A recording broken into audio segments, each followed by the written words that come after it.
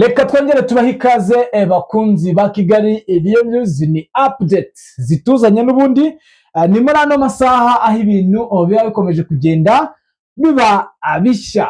Twahuye mu masaha atambutse tubabwira ibyifatwa rya Katara ahari muri teritwari ya Mwenga. Amaginga ya bamaze gufata kandi gace bita Malude. Ni munyemere rero tuze turebere hamwe kuri Frontline, turebe uko situation ihagaze, turebe ikomeje kwibazwa n'abatari bakeya. Byakomeye, ese intambara y'isi yabigiye kugaruka?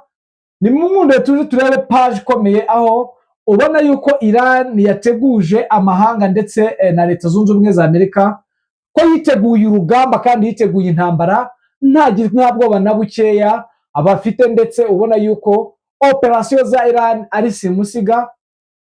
Bamwe bakomeje kugenda bakura abene gihugu babo mu bihugu bituranye ni Iran.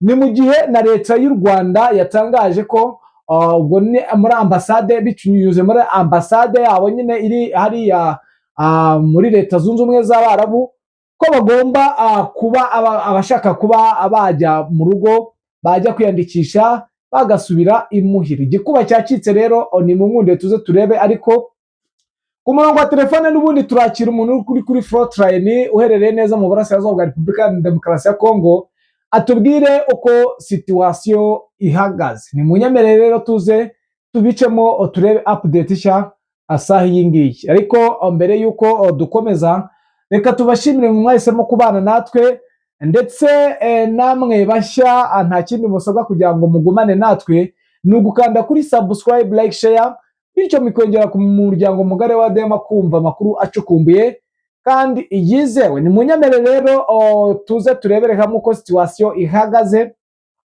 Ariko nubundi nge muri kumva ndi Damien Umugisha, ku murongo wa telefone turi bwakire Bizima. Bwana Bizima, wongeye kwirirwa? Mwiriwe neza. Igicamunsi cyiza? Yego.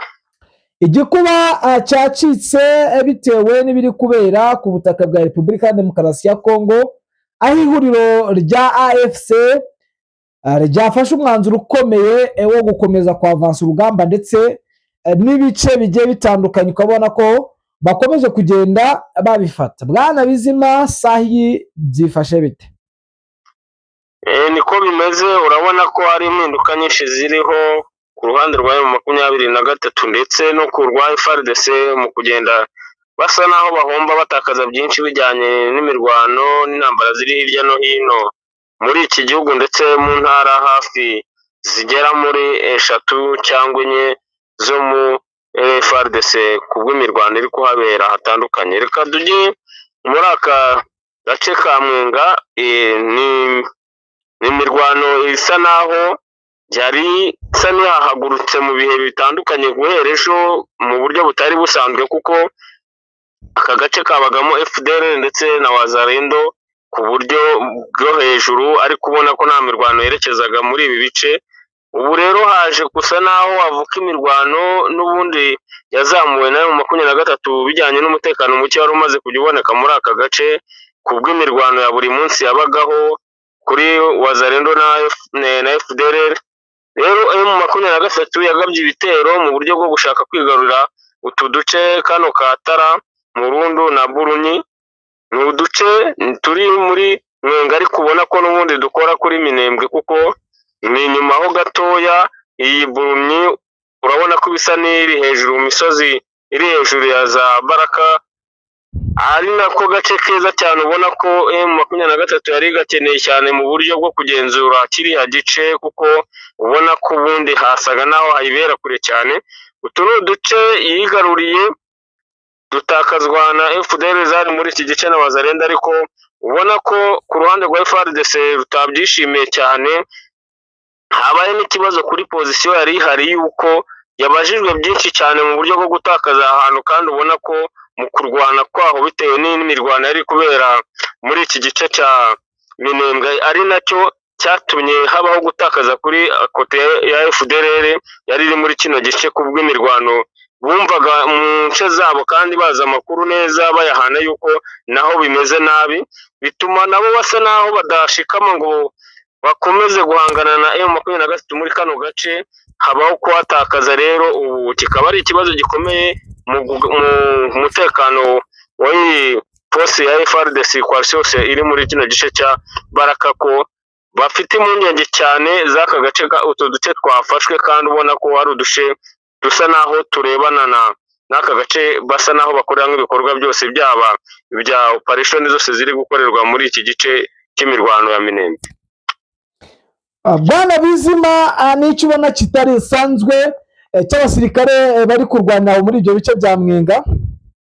Igice gihari ubona kidasanzwe kiri kubaho ni kuri coalition, ubona ko habayeho ikintu kimeze wafata ko ari nk'umunaniro, cyangwa ikaba ari ingaruka y'imyumvire yo kuba bahora batsindwa urugamba cyane, kandi ubona ko baba bakoresheje intege zose bikomeye. Rero harimo n'uruhare runini cyane rugaragara hano, rumaze gusa naho rwadohotse cyane ku Barundi bijandikaga mu ntambara, kandi bagakoresha imbaraga n'umutima nk'ababirimo neza, hakiyongeraho imbaraga z'Abatanzaniya bakoreshaga tirari, bamaze kudohoka cyane kuko bagiye bahura n'ikibazo cy'uko babaga baporotejwe na force iri kuri front line imbere, tirari iri inyuma. Habayeho kunanirwa, ntihabe guhana amakuru ngo babwira tirari bari inyuma ibashe kugengura imbunda zabo, urabona ko ari imbunda ziremereye. Byabaye ngombwa ko bagiye batakaza abasirikare bafashwe ku rugamba, ndetse bagafatirwa n'imbunda nyinshi z'imisada bitewe na force zabaga ziri imbere. Rero byabaye nk'aho Abatanzaniya badohotse cyane mu mirwano, operation zose ziri kuba muri iki gice, biza kuvamo kugenda habaho gutsindwa cyane kuri coalition, bijyanye n'uko aba nibo batumaga iyi coalition domina cyane, kubera imbunda za tirari zabakavaringaga ku rwego rwo hejuru. Yes, Bwana Bizima, na ku yandi maxe nta kindi watubwira? Yego, andi maxe navuga kuri Plaine de Rusizi, ubona ko rwose n'ubu kuva umunsi w'ejo ya mirwano yabaye, ubu ngubu buri wese aryamiye amajanja, yaba ku ruhande rwa FARDC ndetse na M23. urabona ko muri aka gace ka Ndunda ahabaye imirwano ku munsi w'ejo ni Kigurwe n'agace ka Kurimbi, utu duce twose turi mu nkengero za Sange, kandi ubona ko n'ubundi habayeho kuturasa, ndetse coalition ivamo yose, ariko M23 yanga kuguma muri izi position, igaruka mu bice byayo yari irimo. Biba ngombwa ko coalition igaruka muri utu duce, ubu turimo kuri aya masaha magingo, ariko hareba neza n'amaso ye arabona movement iri kuri coalition ndetse na M23. urabona ko ni ikintu kiri bubyare imirwano isaha n'isaha yari yose, kuko ubona ko nta numwe uri guhumeka rwose, kubera kwikanga ko undi wari wese yamurasa. Kandi kuri coalition harimo haragaragara ingabo nyinshi ziri kuva mu gice cya Uvira ziza muri aka gace, kubera ko bikanze ko n'ubundi M23 ishobora kubagabaho igitero isaha n'isaha. Yes, nibyo Bwana Bizima, urabona uko situation ihagaze. Bamwe mu undercovers bari kumbwira yuko n'ubundi magingo ya deployment zikomeje kugenda zikorwa. Bwana Bizima, nta makuru y'abashuti bawe bakorera muri Nord Kivu ngo updating abakunzi bacu?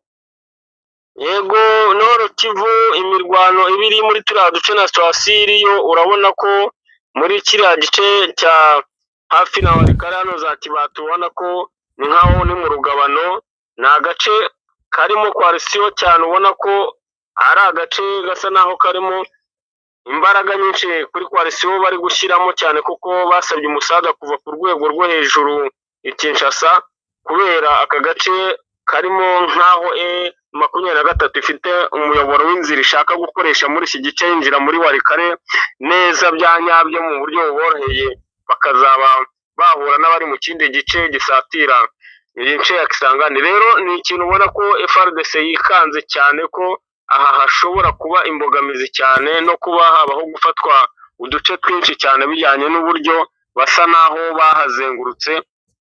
Aha rero ni ikibazo gikomeye kuri FARDC, ubona ko iri musaba umusada cyane wo kwerekeza muri iki gice cyane, kandi ingabo zihari zigahabwa amabwiriza y'uko nta ntambwe n'imwe bashaka gutakaza, mu gihe batarabona musada bagomba kwihangana mu buryo bushoboka. Rero ahangaha nubwo M23 ubu ihafite yahafashe yagenzura, ariko urabona ko hashobora kuza kubaho ibitero bidasanzwe byaba ibyo ku butaka cyangwa iby'ikoranabuhanga byakoreshwa na drone, bitewe n'uko ubona bafite ubwoba bw'uko M23 ishobora kugira ibindi bice ifata inyuma ya Kibati, kandi ubona ko biri gusatira uduce tw'ingenzi kuri FARDC twabarikana.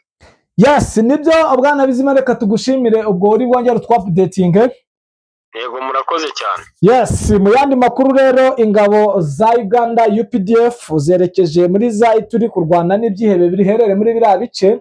Byose biri kuba bitewe n'impamvu ikomeye cyane y'ibyihebe bikomeje guhungabanya ituze ry'abatuye ku butaka bwa Repubulika ya Demokarasi ya Kongo. Ni mu gihe kandi n'ubundi ibyo twavuze, intambara y'isi ya gatatu hatagize igikorwa, urabona ko yaza kuba mu gihe Iran yasabye Amerika ibiganiro, Amerika aba yarabyanze. Urabona ko intwaro za karundura noneho Iran yazikojejeho, abantu bose batangiye kugenda bakura babo mu bice bigiye bitandukanye. Ubwo ni mu burasirazuba bwo hagati, ni mu gihe na ambasade y'u Rwanda yavuze ko uwo ari we wese yaza akiyandikisha Rwandair ikamupakira akagaruka mu rugo mu mahoro. Ni mu ngundi rero tubashimire, tubifuriza amahoro y'Imana. Update zo nakagaruka, reka tubabwire ngo Imana ikomeze ibane namwe.